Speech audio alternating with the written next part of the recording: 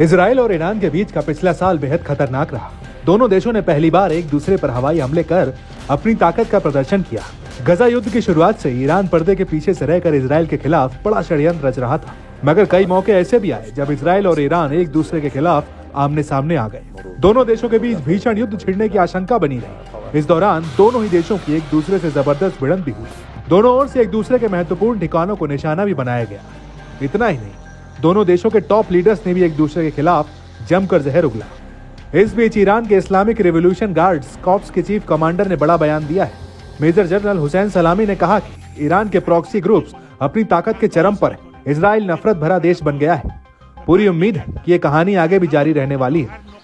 इस दौरान हुसैन सलामी ने लेबनान के हिजबुल्लाह लड़ाकों की भी जमकर तारीफ की है। उनके मुताबिक हिजबुल्लाह ने इजराइल को युद्ध के मोर्चे पर जमकर फंसाए रखा, जिसके चलते इजराइल को सीज फायर के लिए मजबूर होना पड़ा।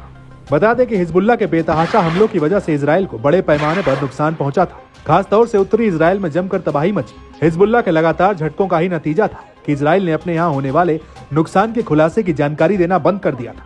दरअसल हिजबुल्लाह लड़ाके हर दिन इजराइल के कोने कोने को दहला रहे थे। हाइपरसोनिक मिसाइलों से लेकर बैलिस्टिक मिसाइलों तक इजरायली आसमान में सेंधमारी कर रहे थे। हिजबुल्लाह के ताबड़तोड़ हमलों से बौखलाए इजरायली सेना छटपटा उठी थी। इजरायली बलों के पास हिजबुल्लाह के हमलों का कोई तोड़ नहीं निकला था, जिसके चलते इजराइल ने हिजबुल्लाह के साथ 2 महीने का युद्ध विराम कर एक मोर्चे पर शांति की अपील की थी। वहीं इजराइल पर हमला बोलते हुए ईरान के चीफ कमांडर ने कहा कि मुस्लिम दुनिया के दुश्मन काफी हताश है। वो अब अपनी हार देखते हुए मासूम और निर्दोषों की हत्या करने पर उतारू हैं। हालांकि विरोधी देश मुस्लिम दुनिया के युवाओं का मुकाबला नहीं कर सकते हैं। समय बीतने के साथ दुश्मन खत्म होने के करीब पहुंच रहे हैं। इस दौरान हुसैन सलामी ने कुद्स फोर्स के जनरल कासिम सुलेमानी की 5वीं बरसी पर उन्हें याद किया।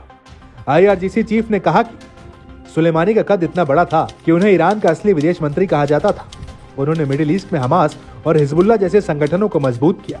ऐसे समय में जब दुश्मन देश मुसलमानों को खत्म करने के पीछे पड़े, सुलेमानी ने मैदान में उतरकर सभी साजिशों को नाकाम किया था। वो सुलेमानी ही थे जिसने अमेरिका जैसे पश्चिमी देशों की नाक में दम कर रखा था।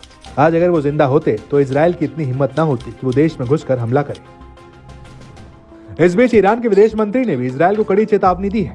अब्बास अराघची ने कहा कि तेहरान भविष्य में किसी भी इजरायली हमले के लिए तैयार है। इजराइल की ओर से इस तरह की कार्रवाई बड़े स्तर पर नए संघर्ष को जन्म दे सकती है।